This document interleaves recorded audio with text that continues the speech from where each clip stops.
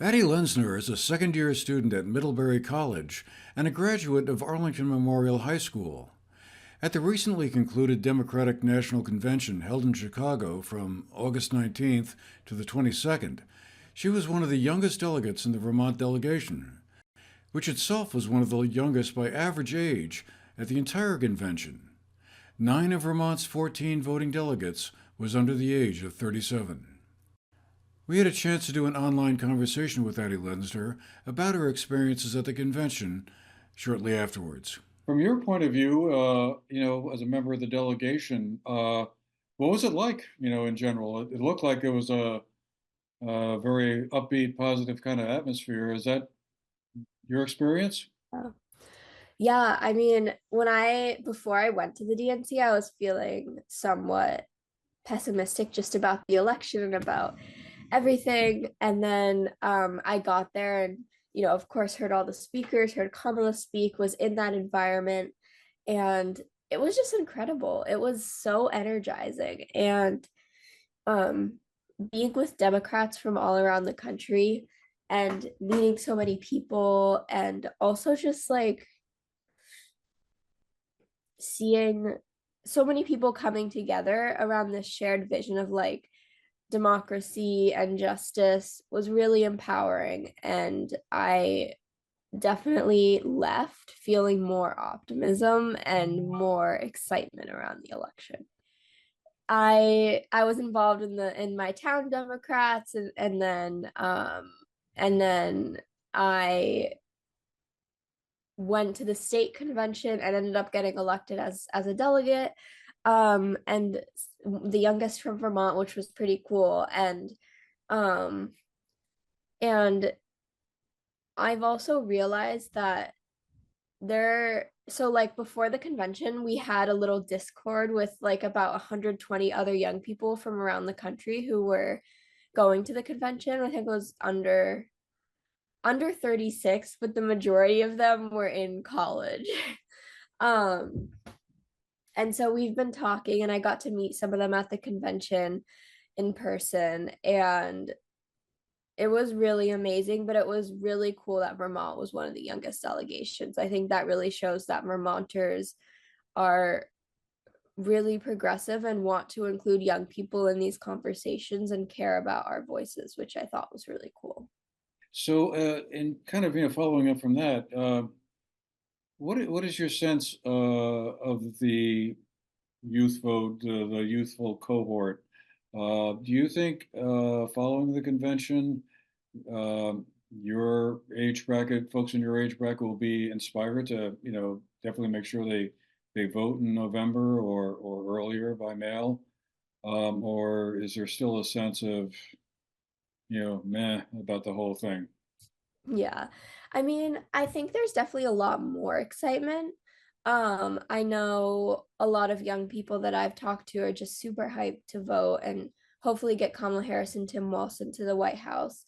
But I know there's also still this feeling of like the Democratic Party isn't necessarily a home for all young people. It doesn't necessarily represent everyone, and especially young people. And a lot of young people feel sort of like disillusionment, at least some young people that I've talked to.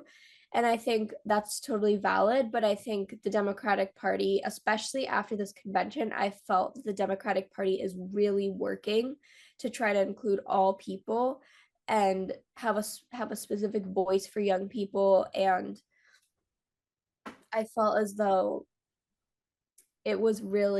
we're really moving towards becoming more of a inclusive party.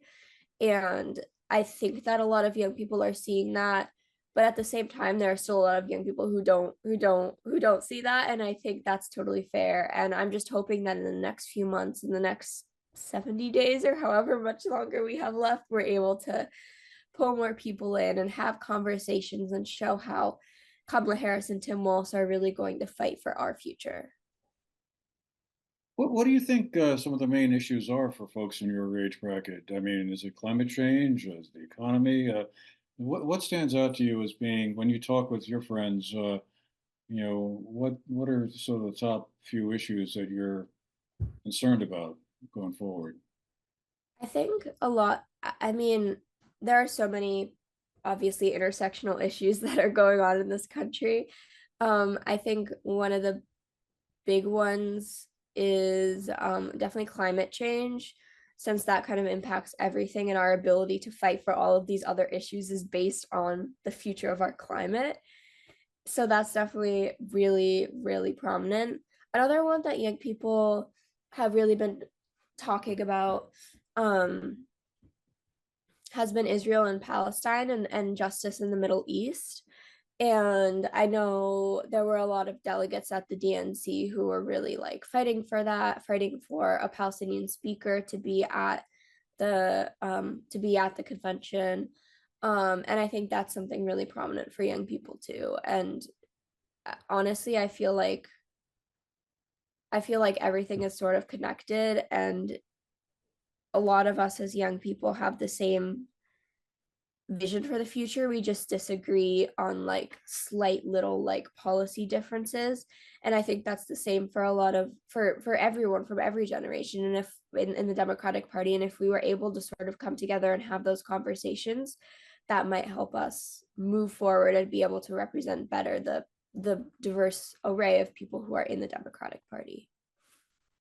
So do you think, in the days and weeks to come, as we move on into, the heart of the election season, it's going to be important for Kamala Harris to sort of flesh out what some of her policy proposals actually are? I mean, one of the comments, a lot of the comments I've read about the convention was that it was, it was a very joyous kind of experience, and people came together and rallied behind her candidacy, but that there was not a lot of detail in some of what she was talking about in terms of what she would actually do if elected.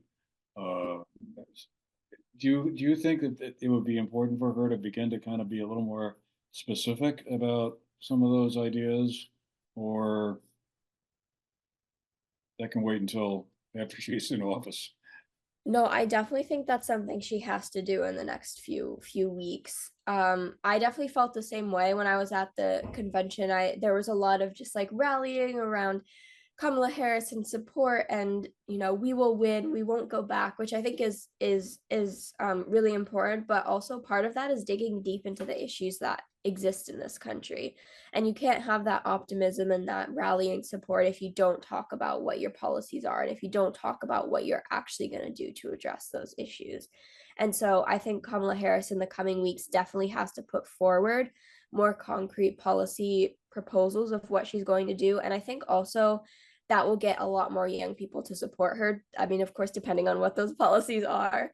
But I think if she's more clear on what she's going to do and what this country will look like moving forward, especially compared to Project 2025 and Trump's agenda, if Kamala Harris and the Democrats come out with a strong agenda that kind of shows what our vision for the future is, that will be a lot more powerful than just saying we're the party that's fighting for democracy. Because yes, we are, but there's more than that. We're fighting for all of these issues, and we need to have a plan to show how we're going to save our democracy. I guess I just wondered, anything really stand out as you think back over those 4 days?